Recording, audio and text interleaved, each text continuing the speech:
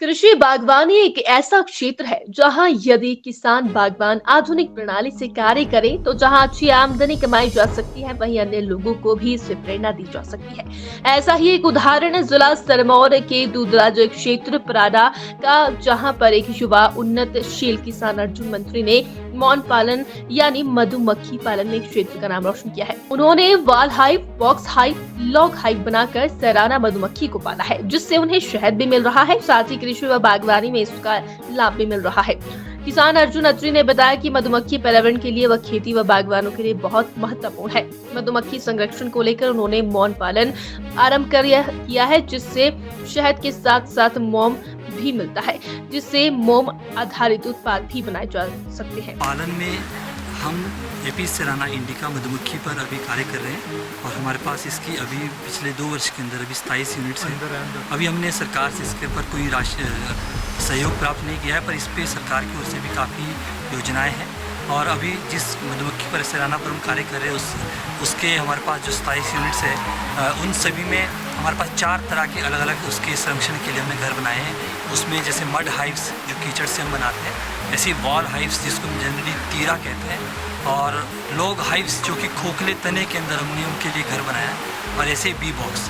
तो इन चारों टाइप्स की बी कीपिंग की पर हम कार्य कर रहे हैं, और चारों तरह की चीज़ों पर हमने अपने अलग अलग सेक्शंस में बगीचे के बीच में कुछ यूनिट्स रखी है, ऐसे ही कुछ खेतों के बीच में, तो हर 2-3 किलोमीटर के अपने और चार्ट के बीच में ऐसे दूरी को भी बांटा है, ताकि उनके लिए भी फ्लोरा का और अन्य विषयों का भी कोई कमी ना रहे। तो हम इन सब चीज़ों का ध्यान रखते हैं, और निस्संदेह मौन का, मधुमक्खी का हमारे प्रकृति को बचाने में एक बहुत महत्वपूर्ण योगदान रहता है। हम डायरेक्ट रूप में इनसे हनी को निकाल सकते हैं, वैक्स को निकाल सकते हैं, हनी के बहुत प्रोडक्ट है उनको हम बना सकते हैं। इसके अलावा हम इनडायरेक्ट वे में जो पोलिनेशन का कार्य हमारे मधुमक्खी करती है, और हमारे जो भी फसलें बागवानी की, कृषि की, नकदी फसलें, वो सब, और पर्यावरण भी मधुमक्खी के बिना असंभव है। और अगर मधुमक्खी ना हो तो प्रकृति बहुत लंबे समय तक संभव नहीं है।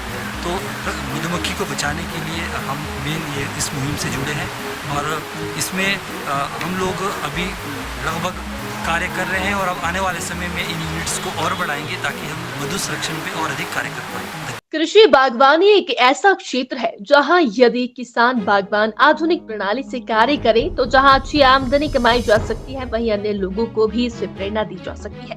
ऐसा ही एक उदाहरण है जिला सिरमौर के दूधराज क्षेत्र पराडा का, जहां पर एक युवा उन्नतशील किसान अर्जुन मंत्री ने मौन पालन यानी मधुमक्खी पालन में क्षेत्र का नाम रोशन किया है। उन्होंने वाल hive, box hive, log hive बनाकर सैराना मधुमक्खी को पाला है, जिससे उन्हें शहद भी मिल रहा है, साथ ही कृषि व बागवानी में इसका लाभ भी मिल रहा है।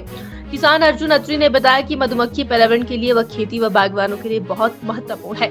मधुमक्खी संरक्षण को लेकर उन्होंने मौन पालन आरंभ किया है, जिससे शहद के साथ साथ मोम भी मिलता है, जिससे मोम आधारित उत्पाद भी बनाए जा सकते हैं। पालन में हम एपी सैराना इंडिका मधुमक्खी पर अभी कार्य कर रहे हैं, और हमारे पास इसकी अभी पिछले 2 वर्ष के अंदर अभी 27 यूनिट्स हैं। अभी हमने सरकार से इसके ऊपर कोई सहयोग प्राप्त नहीं किया है, पर इस पर सरकार की ओर से भी काफ़ी योजनाएं हैं।